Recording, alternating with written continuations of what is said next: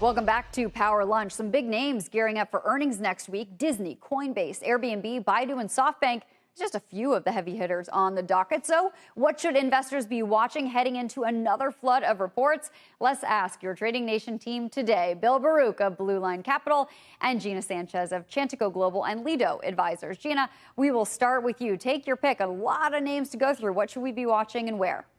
So Lido Advisors has been holding Disney for some time in the quantitative equity portfolios. And this is a company that hit an absolute home run with Disney Plus, especially during the pandemic. But that was completely overshadowed by the $4.5 billion loss in revenue that they withstood from the closing of the parks and their studios. But look, Contessa, that is coming back. They will get that park revenue back. And in the meantime, what Disney Plus opens up is a much more lucrative way for Disney to bring new content to the market in a way that they keep more of the take.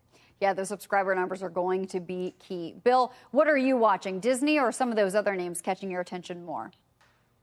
I'm looking at Coinbase, and this thing lost about 50% from its IPO day high. Came down to $200. You know, I think it's flushed out really all this negativity at this point. And the ironic, if you will, that when Bitcoin sold off, this was really when this IPO happened, too. So the timing wasn't great. But again, that negativity's flushed out. Coming off $200, I think their user growth is going to exceed verified users of 60 million. And I think that's going to be sort of a benchmark that they'll continue to feed on. Trading activities where they get paid as well. I think that's going to pick up.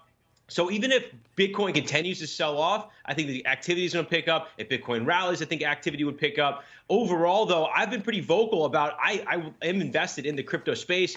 32,500 was the first buyback into Bitcoin. So was 1,800 in Ethereum. And I think it has a place in your portfolio, and so does this stock. So there's a good trend line support it's coming off of, and it's broken out of a wedge of resistance where the 50-day moving average was on Wednesday. So I think this thing could go to 290, 300. And I think earnings should be positive, and the guidance should be good.